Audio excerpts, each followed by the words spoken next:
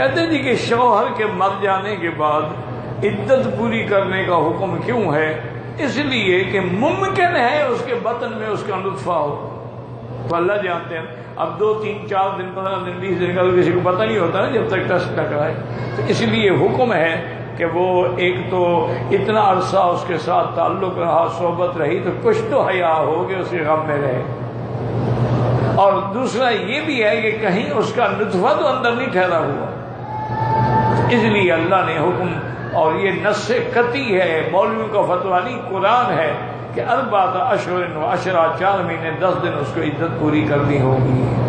وَأُولَاتُ الْأَحْمَالِ أَن يَضَعْنَ حَمْلَهُنَّ، اور اگر حاملہ ہے تو وضع حمل اس کی عدت ہوگی۔ اچھا یہ بھی خدا کی شان ہے، مثلا حمل تھا، اس کو حمل تھا 8 مہینے کا، 1 مہینے کے بعد بچہ پیدا ہو گیا، عدت پوری ہو گئی، وہ 4 مہینے 10 دن چاہے نہ ہی گزرے، چونکہ اس کی عدت ہے حمل کا گزرنا۔ اب حمل 2 مہینے کے بعد وضع ہو گیا، 1 مہینے کے بعد 15 دن کے بعد ہو گیا، عدت ختم ہو گئی۔ اور اگر حمل نہیں ہے تو پھر 4 مہینے 10 دن، اور خاوند کے گھر سے نہ نکلے، سوگ کی کیفیت میں رہے، کوئی میک اپ سیکپ شنگار بھی نہ کرے، اور بلا ضرورت گھر سے نہ نکلے، الا بیمار ہے، مریض ہے، کوئی حاجت ہے، ورنہ اس کو اس خاوند کے گھر سے نکلنے کی بھی اجازت نہیں ہے۔ واللہ تعالی عالم۔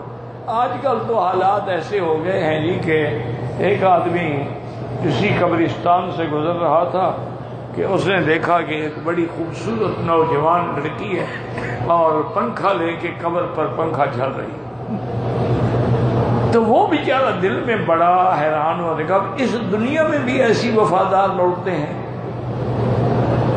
کہ خاوند کے مرنے کے بعد اس کی قبر پہ بیچاری کھڑی ہوئی ہے، پنکھا چل رہی ہے۔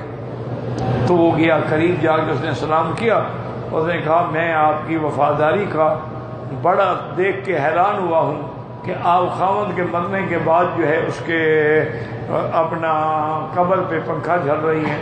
اس نے کہا نہیں، میرے خاوند نے مجھے کہا تھا کہ میرے مرنے کے بعد اتنی دیر تو انتظار کرنا دوسری شادی سے، جب تک کہ میری قبر خشک ہو جائے۔ میں خشک کر رہی ہوں تاکہ جلدی جان چھوٹے میں شادی کروں، میں وفاداری میں نہیں پنکھا چل رہی، میں تو خاوند کی بات پوری کر رہی ہوں۔ اس نے کہا تھا کہ کم از کم میری مٹی تو سوکھنے دینا، تو اب مٹی تو سکھاؤں نا۔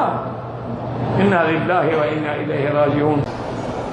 کہتے ہیں جی کہ ہماری پاکستانی عورتیں جو ہیں ان سے بڑی بدبو آتی ہے، ان کو آپ صفائی کی تلقین کریں، تم نہیں کرتے ہو تو میں تمہاری بیوی کو کیوں کروں؟ نہیں مجھے سمجھاؤ، بیوی تیری گندی ہے، تنقین میں کروں یہاں؟ واہ بھائی واہ، اچھا کام میرے ذمہ لگا ہے کہ بیوی کی صفائی کرتا رہوں۔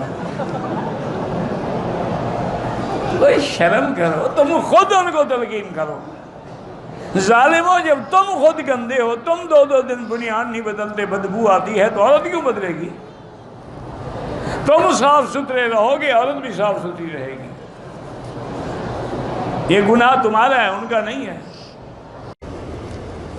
کہتے جی کہ یہاں رہ کر میری بیوی پاکستان میں ہے تو میں اگر ویڈیو کال کر کے اس کے شہوت کی باتیں کروں، اور باقی کیا رہ گیا ہے؟ نہ قرآن ہے نہ حدیث ہے، یہی کام رہ گیا، یہی کرتے رہو، اور کیا کرو گے؟